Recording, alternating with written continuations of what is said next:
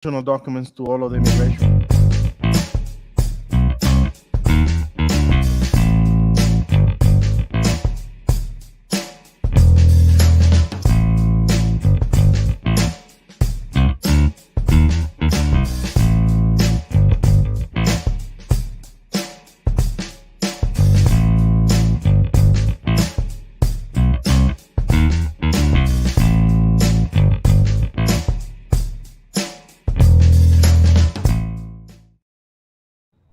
Hey, and we are live. So today we have a super interesting topic. Here with Sarah Elena. We're trying to do a weekly podcast for you guys, for the expat community, to share different ideas, thoughts, experiences about what's to live abroad, what's to live in Costa Rica. My name is Pablo Arias with International Relocation Partner, and I'm basically on an international shipping company that specializes on the expat community. And I let Sarah introduce herself, tell us what you do, and then introduce us to this topic. Okay. Hi, everybody. My name is Sarah.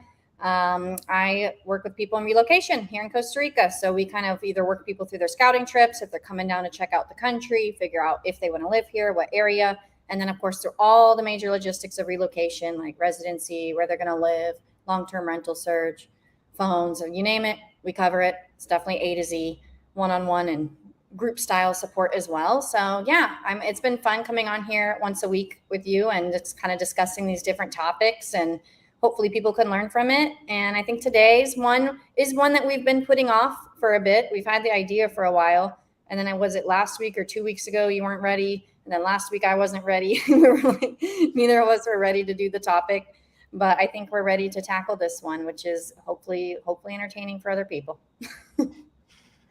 I bet it is an entertaining thing. I guess, when you guys are moving abroad, uh, oftentimes, and this is a need to me, is like it is actually a need to connect with them. I mean, we all have this need to connect with other people. And I see many people that they do this international move, and they're singles, and they come and they live perhaps in Hermosa, or they live perhaps in San Jose or in Guanacaste. And there is always this need of meeting somebody and connecting with other people, like-minded people sometimes, or maybe somebody from Costa Rica, and somebody from Canada could date a Costa Rican, or somebody from the States could date a Costa Rican, and there are going to be many different challenges.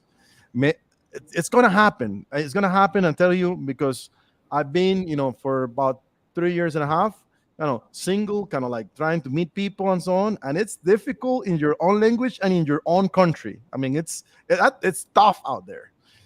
And this is an interesting topic that I wanna tackle. And I know if you are now in another country with a language barrier, you're gonna have some additional challenges. Do you had any challenge? Because I know you, Sarah, I know you've been in Costa Rica for a long, long time. Like, what's now, 7 years? Almost 8 years. It'll be 8 years Uh-huh. in September. So, yeah. So, pretty much since moving to Costa Rica, I've only dated Costa Ricans. So, I do have a lot of experience in this field now, 8 years Oh my God. of only being with Costa Rican people. Um, so, yeah, I mean, I think relationships can be challenging in general. So, yeah, when you add in different culture, a whole different, like really different culture, different language, there's a lot of misunderstandings that can happen. And it is just, you do have to learn the cultures, what to do, what not to do. And then, there's even different subcultures depending on where you are in Costa Rica in terms of dating. So that makes things more complicated. I guess just like other countries as well. Like there is more of a beach culture of dating versus, well, even just, there's a subculture of people who live in and around San Jose. So that can be a little bit complicated. But yeah, I mean, so far, it's just like anywhere and dating anywhere. You get some good ones, you get some not so great ones, and it's definitely been an adventure, that's for sure. Well, Pablo, why don't you're more experienced in the app world? I will explain. Well, I guess I'll tell you my experience with apps. I'm not experienced with dating apps hardly at all. I did download one like a few months ago or weeks ago. I don't remember. We did it kind of as a joke. And I think I talked to like 3 people and I gave up. 2 people recognized me on there. One person recognized me from YouTube. Another one Wow. was someone I had worked with who then messaged me and was like, "Hey, I see you're getting back out there," and I was like, "Oh God, Ah. get out of here." So haven't really opened it since, and I just don't prefer them, to be honest. Yeah, so that's where I'm at least with the apps. I'm not very experienced. I don't have time for it. I don't have the mental The capacity. energy. I might respond 2 weeks later. I'm not good at that. Yeah, I mean, it's difficult. I mean, it's difficult to use these apps. It's an entire different envi- it's an entire different world. I just have to say that way, and it's not easy for anyone. And then, by the way, I wanna encourage everyone and everybody who is listening, and I see we have some audience to make questions, to share your experiences. Maybe you want to share a little note. I use this app here, or this is what happened. And I wanna, I'm challenging myself. This is very personal. I actually closed these things, but today I downloaded. I don't know if you can see here. I downloaded the apps again for you guys. By the way, I have some matches there. What is that? 9 on Bumble and 17 on Tinder. Wow. So I downloaded this to show you guys how these things work. What is it about this? And this could be a tool. I mean, let's just be like, let's give it like the most, I guess, let's be good with the apps, and they could be good. You can meet people and it could be interesting, but there is a lot of things that you need to be worried about and you need to concern. I will say that your privacy, not putting too much information out there, maybe things like that. But today I want to show you, and I just want to show you. Can you see my screen? That's my screen right there. Yeah, if I do this, yeah, that's my Yeah, we can screen. do. And There you go. in terms of like privacy and stuff, also keep in mind these towns are so small. Like you will probably see someone on there and then be like walking into the supermarket and be like, "Oh, that's that person I saw." Like the towns are very like at least like especially around the more rural beach towns, anything kind of outside of San Jose, I consider a bit more rural. The towns are small. Like you're gonna actually literally recognize someone on the street that you saw in the app. Like it's yeah. And that's, also you're gonna feel, you're losing your privacy out there. I mean, especially you're a girl, women, single, and then you have you don't even know who you're meeting in these apps, and then just out of the blue finding that person at the supermarket or any place, it might not be good. So you need to be careful. So for this exercise, let's say this is something good for you to meet good new people. You can meet good new people also at a bar or at the disco, or maybe sunset. We can join the sunset cult that you guys have in Hermosa and Jaco, and people go All the to or Uvita. You go to the sunset, and then you meet a lot of people, grab a beer, and then you meet people. But uh, if you are not into any of that, maybe you're an introvert having an app, or like me, I'm a very busy guy. Like if you don't know me, I'm running like five gigantic, big ass projects at the very same time. So when I'm kind of like, finish my day or whatever, I can just play with this and see, let's see what else, let's see what's there. And I asked this question yesterday in a couple of expert groups, and this is why we're getting such a such a big audience.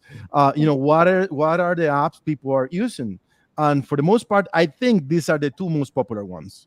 Um, so, and there are a couple of different differences. I think Tinder has been in the market for a very long, long time, many years. Um, so let me show you here. Hey, by the way, would you match that, Sarah? It's like, what would you do, right or left? I wouldn't even be on Tinder. That's what if we're gonna be honest. Oh no, Frank, I did not get my margaritas for this episode. I was Yeah, promised yeah. So margaritas to do this, but I no. know. But yes, let's look through your profile. I will give you a good. Let's look at the review. The first thing that I noticed about your profile was that you put your height. That kind of gave me a little chuckle because if any Okay, of you don't know, Pablo is tall. it's about 6'2". Yeah, he's considered tall. I was a tall guy. You're always very positive and working. You're looking for your goals. You're very selective with your time, and you're looking with you want Yeah, people with culture, educated, intelligent. Oh, you already put the translation. Okay, so I mean, the description is, yeah, you're very, I think it's accurate to who you are. So I know you, I'm not lying, right? That's kind of like what I mean. it's You know very me accurate. for like 3 years. It's kind of like, yeah, You should be extroverted and social. You're missing that. You're very extroverted and social. I guess maybe sometimes. And then I just uploaded some pictures. And this is what you do: you download one of these apps, you put some pictures out there, and I tried to put some like pictures from like whatever, like funny things or things that look exciting or whatever. I don't know if I guess to tell you the truth, it kind of works. Like I meet people with these things. I don't have time to go out, but I do meet people with this. Is here. Here, I am in Praga, and that's Germany. Yeah, Berlin, and here that's my sexy picture. What about that one? That one looks like you're driving. You're doing a great job. Yeah, it's a lot of good attitude. This one is very candid. That's funny. I mean, yeah, lots of travel pics, shows you're adventurous, professional. Anyway, but what I'm not showing here is my belly. I just try not. I cut it like here so nobody could see my belly. Um, but that's okay. So that's one of the apps. It's kind of like very popular. But once again, you can use this thing. And also, you see this blue check mark there. That's like you basically certifying that that's your actual identity. So people could choose not to talk to a person who doesn't have this check mark.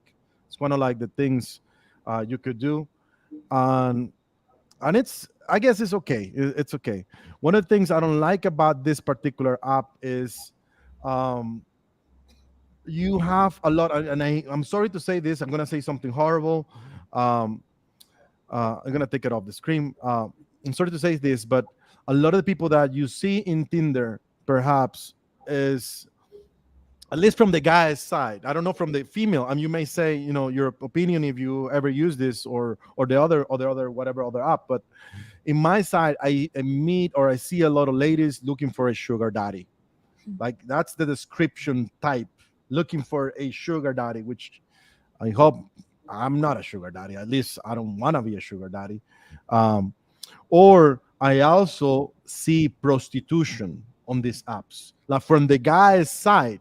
And this is why ladies are having such a horrible experience, because on the guy's side, you see, one good professional lady who is trying to build a real relationship, but you see nine other ladies, or maybe just pictures of ladies, asking for a sugar daddy or asking for money, or they're offering sexual services.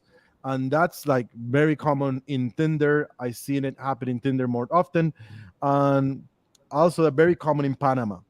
So that's kind of like, yeah, so it's, but I would like to show you this other one. This is the other, let me see. So this is the other app that it's out there. Again, I downloaded this for this exercise. I actually had closed these things. This is this other one, and this is like my profile here, which is like copy paste from the other one. It's kind of like the same thing with a picture of the airport, but this one has a kind of like a different dynamic to it. So the advantage, I will say, for the lady and for the privacy of the ladies is that if I do match somebody, I like somebody because I saw the profile. I think she's smart and she's got good pictures. She looks good or whatever. I can match somebody, but it doesn't allow me to talk to that person. It allows the lady to wait for 24 hours so she can review my profile, and she's the person who has to make the first move. And this kind of leave an additional level of kind of like, I will say privacy, or I will say like additional tool to the ladies to kind of pick and choose who do they want to talk to, or really go to that profile. And I think it's interesting. And now what happened is, because it's so hard to talk to people, it kind of makes an additional level of difficulty to talk to another person. I noticed on this app, you don't see that many like solicitation, like prostitutes or things like that. It's a little bit more clean, a little more people looking for formal relationships, or so it's a little bit better. I'm not saying it's perfect, and once again, this particular new way of life, it's complicated. I mean, it's not an easy thing to have. I mean, some people, it's just, it's not for everyone. before this before this, I talked to like a few friends, and my brother Andres. I was like, hey, what do you think about this? Do you want to come to this and share your experience? And everybody's like, no, I don't want to be in this, Facebook live. And I asked a few people, like five people, hey, would you want to go and comment about your experiences with this? And nobody wanted to do it, so here I am, taking it for the team. And what's interesting is, like, I ask people, and some people out there think this is like horrible. Like, actually having a dating app is a red flag, and it's not a good thing. It's like, you don't want to date nobody who has a dating app. And I don't know, I had then, and I actually meet some very good people. Now, I do have kind of like a strategy behind, everything I do here. Kind of like, maybe it's because I'm a salesperson, or a marketing kind of guy, or at least I have some experiences on how, like, maximizing my time or so on. So I kind of put information out there, but I make it very clear that I want to talk to educated people, or people that's got something to say that is good, and so I don't just match everyone or connect with anyone. I actually take the time, kind of like review if it makes sense, and if I think that person has something to say that is important, that is going to add value to my life, then I may match. So I kind of like, yeah, have my own little ways, and then even after that, I don't waste too much time. If I match with somebody, I want to say, well, let's go for a coffee, because you don't want to talk to somebody for like weeks. So it's interesting. So I have a bunch of comments. I don't know if Natalia wants to share some of these comments on the screen, and we can entertain those. Let Sarah, you read some of those, and see if we can expand on this a little bit. Yeah, we can look through them. And Interesting. my view on dating apps, like, I don't know. I don't, like, for me, they're just not for me. I think because you're in an area too where, like, again, you're more of a city. You're in the area where the most highest concentration of Costa Ricans are. I'm not. Like, I can just walk down the street, or I can walk to the beach and meet somebody if I want. So here it's like not everybody knows everybody. You still always meet new people, but it's not such a giant pool of, it's not such a giant ocean of fish out there, if you know what I mean. Like, it's, for me, it just makes way more sense just to go out and live my life and meet someone in person. Plus, me, it's important that the person would live in my town or close to me. So I don't really need to be on a dating app to find people that are close to me. They're all probably at Sunset. You know what I mean? So, our Sunset cult that we have going on here. Yeah. I don't like for me, I guess I don't really like the instant gratification part of it, of just swiping and swiping and swiping. First of all, I don't have time for it. I don't feel like doing it. I think it can be a little bit superficial. Of course, you have to be attracted to somebody and to, like, even consider anything. But I don't know. Maybe it's just part of the instant gratification culture of, like, oh, there's always something new. There's always something new. I don't need that. 100%. Shinier version somewhere else. And I do see around the beach culture, with a lot of tourism coming in and out, dating can be difficult because there's always new people coming in, always new people coming in. So people who kind of like that stuff, it's a good area for it. But yeah, I don't know. That's just my views on it. But I'm always curious about different topics, and I think it's definitely an interesting one. And it's interesting to see why some people may or may not use it in one area of the country, but they might feel more inclined to use it in another area. Okay, so some of the comments. As technology, as technology is more accessible to everyone, these things are gonna come. Once again, I make this question in expert groups. There are many other ones. Somebody mentioned Grinder, which is if you like guys or like girls. There is a gay apps. So there is like a big variety of things people could use. Once again, this is not for everyone, and it also could lead into a big risk. It's not safe. It's, you're putting your name out there, you're putting your information out there. So you might want to be careful. Of course, if you're gonna go out with somebody and grab a coffee or something, have to find a place where it's really like public, and then you're safe. Never go to nobody else's house for whatever reason if you don't spend time knowing that person ahead of time. Things like that. Just have common sense on on these things. Um, you know, I do think, as an expat, who somebody who's living abroad to somewhere else, these are interesting tools, but just be careful out there. Uh, and if you are, I mean, you can do many other things. You might want to look for, you know go to church, or go to, any activity where you can meet other people, maybe practice sports, or maybe get into, different recreational activities where you can meet more people. And that's only fair, and that's good as well. Another challenge that I see with these apps, especially in a town like Hermosa, or maybe touristy location, is that you have a lot of people that is getting for 2 or 3 days vacations, or maybe a week vacation, and they are like leaving. So you end up meeting people who are tourists. I mean, they're not there for a relationship, they're just there to have fun.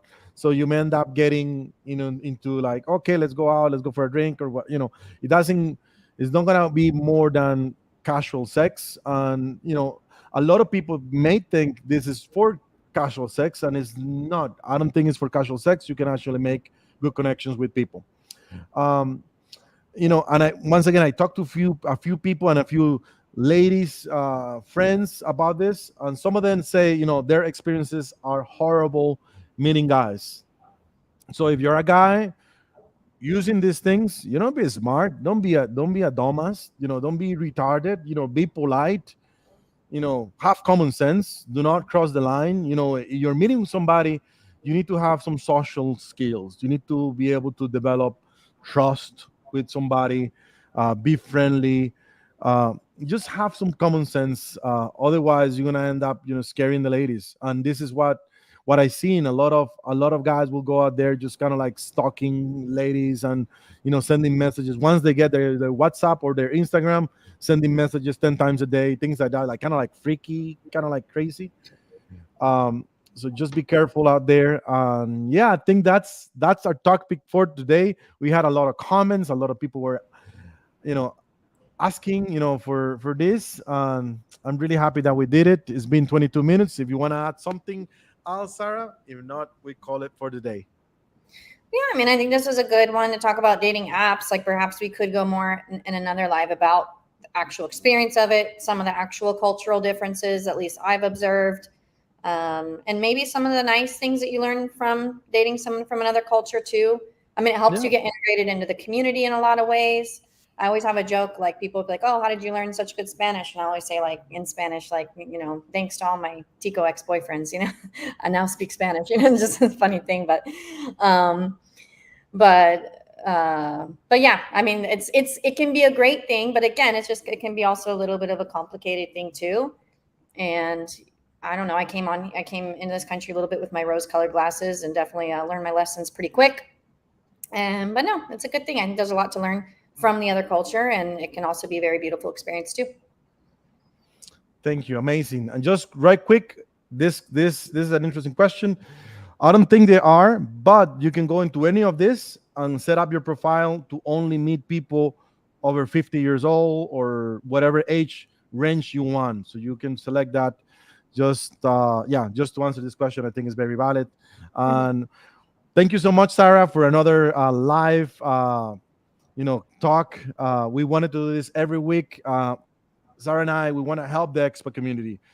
She helps with the process of moving to Costa Rica, setting things up with education, with her online course, with her one-on-one, with the rentals, with many things. I do international shipping for expats, and I think we're very conscious how hard this thing is. Just moving abroad is not a walk in the park, and just things like that. How to connect with other human beings in another country, I think is useful. Thank you so much. It's been great. Give me a high five. Ban. Bye.